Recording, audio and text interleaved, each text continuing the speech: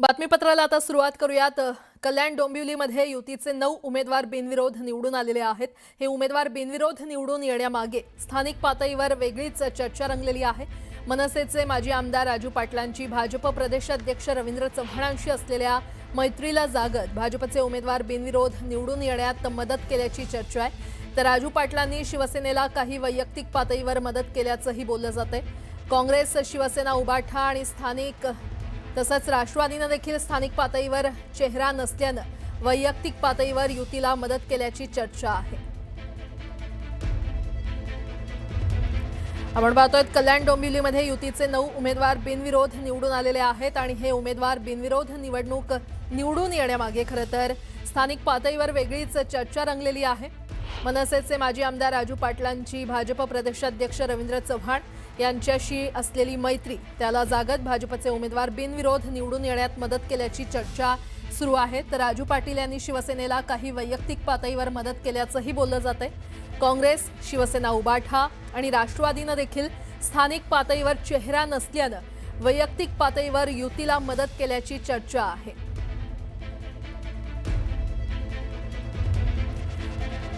आणि या संदर्भात अधिक माहिती देत आहेत आमचे प्रतिनिधी अजित मांढरे सध्या आपल्यासोबत जोडले गेलेले आहेत।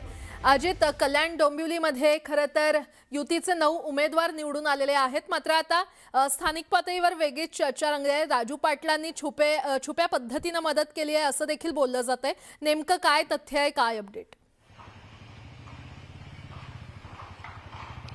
छुप्या पद्धतीनं मदत केली आहे का उघड पद्धतीनं मदत केली आहे का राजू पाटील यांनाच अंधारात ठेवलेलं आहे? हे अनेक प्रश्न जे आहेत ते कालचे जे 9 जे बिनविरोध निवडून आले कल्याण डोंबिवली महानगरपालिकेमध्ये शिवसेनेचे आणि भाजपचे, यामुळे अनेक चर्चांना उधाण आलेलं आहे। मी थोडक्यात तुम्हाला सांगण्याचा प्रयत्न करतो। आता मंदा सुभाष पाटील 27 या वॉर्डमधून त्या उभ्या होत्या, या मनसेच्या नगरसेविका होत्या, या राजू पाटील यांच्या नातेवाईक देखील आहेत। यांनी नुकताच भाजपमध्ये प्रवेश केला होता, या शिवसेनेत जाणार होत्या पण त्यांनी अचानक युटर्न घेत भाजपमध्ये प्रवेश केलेला आहे आणि त्यांच्यासमोर त्या भाजपकडून त्या उभ्या होत्या आणि त्यांच्यासमोर सुवर्णा पाटील म्हणून मनसेच्या ज्या आहेत त्या उभ्या होत्या। त्या मनसे सुवर्णा पाटील आहेत यांनी अचानकपणे हा अर्ज मागे घेतल्यामुळे त्यांचा तिथं बिनविरोध त्यांची निवड झालेली आहे।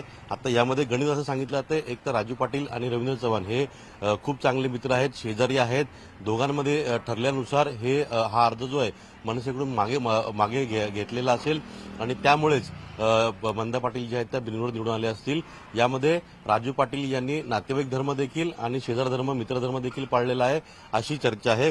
दुसरीकडे ज्योती पवन पाटील इथं राष्ट्रवादी काँग्रेस पक्ष, अजित पवार गट आणि उद्धव बाळासाहेब ठाकरे पक्षाने कोणत्याही पद्धतीने इथं अर्ज भरले नव्हते। ज्यांनी भरले होते त्यांचे अर्ज जे ते बाद ठरले होते।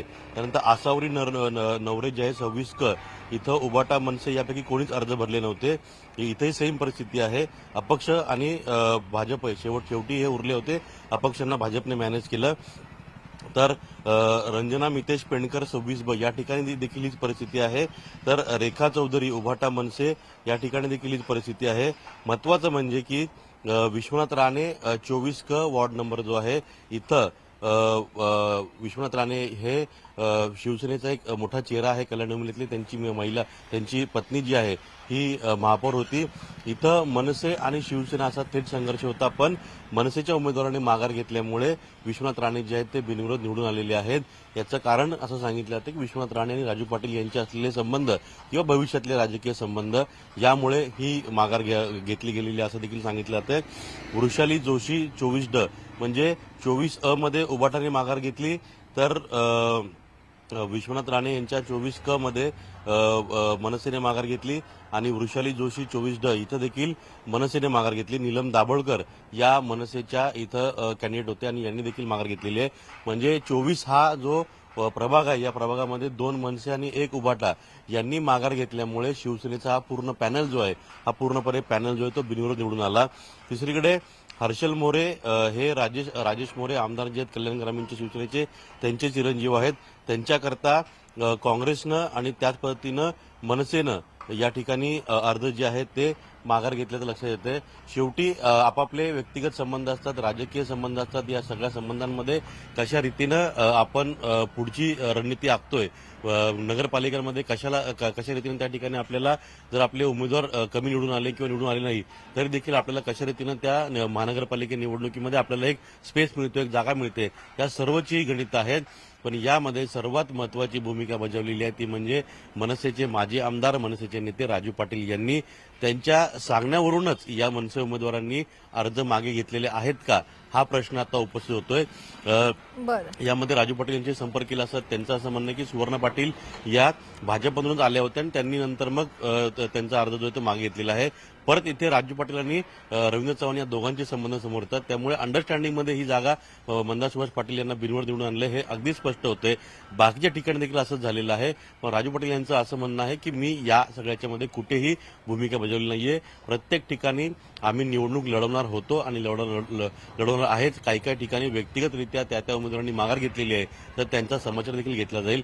पण असं असून सुद्धा या त्यांच्या म्हणण्यावरती किंवा या त्यांच्या कॅमेऱ्यासमोर न बोलण्यामुळे पूर्णपणे त्यांनी भूमिका खरंच यामागे बजावलेली आहे का यावर प्रश्नचिन्ह अजूनही उपस्थित होतात. त्यामुळे राजू पाटील यावर काय बोलतात हे देखील महत्वाचं आहे. निश्चितच.